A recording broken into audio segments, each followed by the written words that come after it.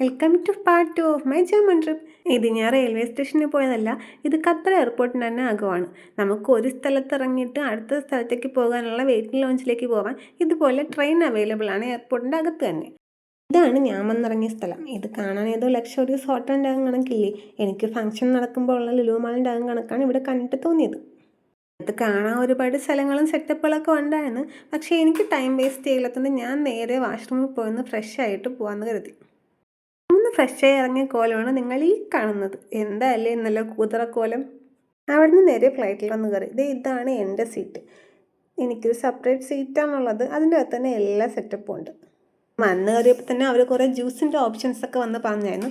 ഞാൻ അന്ന് മെൻ ജ്യൂസാണ് ഓർഡർ ചെയ്തത്. അങ്ങനെ അവരത് എനിക്ക് മെൻ ജ്യൂസൊക്കെ കണ്ടെന്ന് തന്നിട്ടുണ്ട്. ജ്യൂസും കൂടി ചവിട്ടിരുന്നപ്പോഴാണ് എയർ ഹോസ്റ്റസ് ഫുഡിൻ്റെ ഓർഡർ എടുക്കാൻ വന്നത്.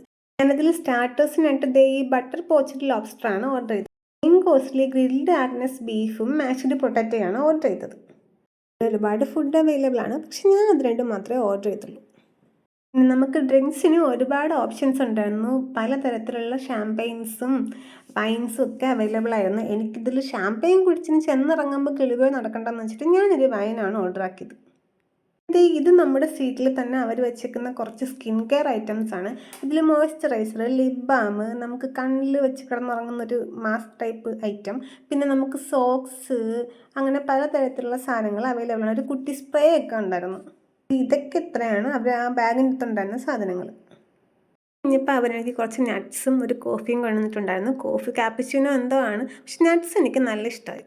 ഇതാണ് എൻ്റെ സീറ്റിൻ്റെ ഏകദേശ രൂപം. ഇത് സീറ്റെന്നൊന്നും പറയാൻ പറ്റില്ല, ഒരു സെപ്പറേറ്റ് റൂമെന്ന് തന്നെ വേണമെങ്കിൽ നമുക്ക് പറയാൻ സാധിക്കും. അത് കഴിഞ്ഞപ്പോൾ അവരെൻ്റെ സ്റ്റാർട്ടർ കൊണ്ടുവന്നിട്ടുണ്ട്. ഇത് കണ്ടപ്പോൾ എനിക്കൊരു ക്യാൻഡിൽ ലൈറ്റ് ഡിന്നറിൻ്റെ സെറ്റപ്പാണ് ഓർമ്മ വന്നത്. പക്ഷേ ഫുഡ് കഴിക്കാൻ ഞാൻ ഒറ്റയ്ക്കേ ഉള്ളെന്ന് മാത്രം. കഴിച്ചപ്പോൾ ഫുഡ് എനിക്ക് നന്നായിട്ട് ഇഷ്ടപ്പെട്ടു. നല്ല ടേസ്റ്റ് ഉണ്ടായിരുന്നു. എന്തായാലും വീട്ടിൽ കഴിക്കുമ്പോൾ കൈ കൊണ്ട് വാരിക്കോരി കഴിക്കാൻ പറ്റില്ലല്ലോ. അതുകൊണ്ട് നൈഫ് ഫോർക്ക് ഉപയോഗിച്ച് കഷ്ടപ്പെട്ടിരുന്ന് കഴിക്കുന്ന അവസ്ഥയാണ് നിങ്ങളീ കാണുന്നത്. കഴിച്ചുകൊണ്ടിരുന്നപ്പോഴാണ് TV ഉണ്ടല്ലോ എന്നൊരു മൂവി കാണാമെന്ന് വിചാരിച്ചത്. എൻ്റെ TV ഓണാക്കി മോൺസ്റ്റർ സംബന്ധിച്ചിട്ടുള്ളൊരു ഫിലിം ഓണാക്കിയിരുന്ന് കാണാൻ പോവുകയാണ്.